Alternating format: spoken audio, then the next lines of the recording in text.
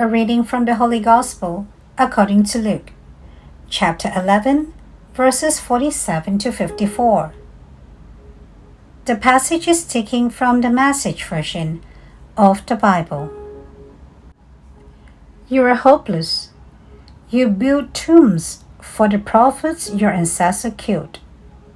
The tombs you build are monuments to your murdering ancestors more than to the murdered prophets. That accounts for God's wisdom saying, I will send them prophets and apostles, but they will kill them and run them off.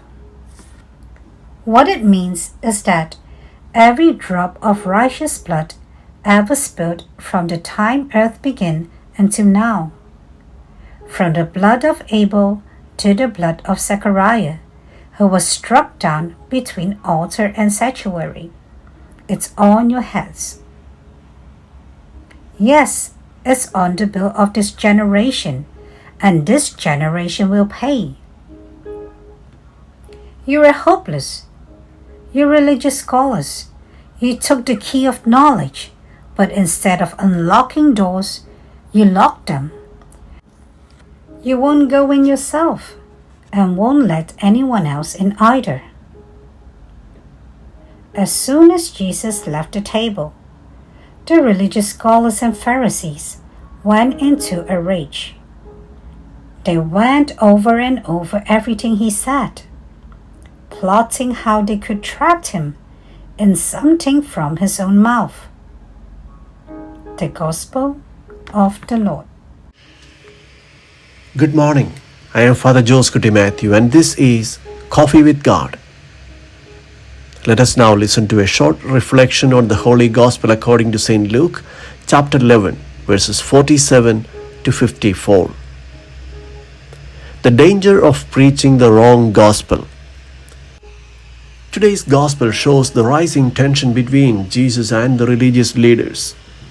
Jesus boldly calls out their hypocrisy, accusing them of honoring prophets in word but rejecting God's messengers in action. Just as their ancestors persecuted the prophets, they now seek to kill Jesus, showing their hearts remain unchanged. This conflict highlights a deeper reality that would soon unfold: Jesus' suffering and crucifixion. As Christians, we know the way of Christ involves walking the path of sacrifice, just as the prophets did. Luke reminds us that the mission of the church is inseparable from the mission of Christ, a mission that inevitably leads to hardships and persecution. The Pharisees, with their proficiency in the Torah, the key of knowledge, the Pentateuch, saw themselves as guardians of truth. Yet they distorted God's message, making faith a burden for others. Jesus' critique is not just for them, it echoes for us today. Are we, as leaders, teachers, or even parents, making the gospel more about rules than love? Are we living the gospel we preach? Or have we made it inaccessible to those we are called to serve? The persecution of Christ did not end with his crucifixion. It continued with the apostles and the early church, and it persists even now.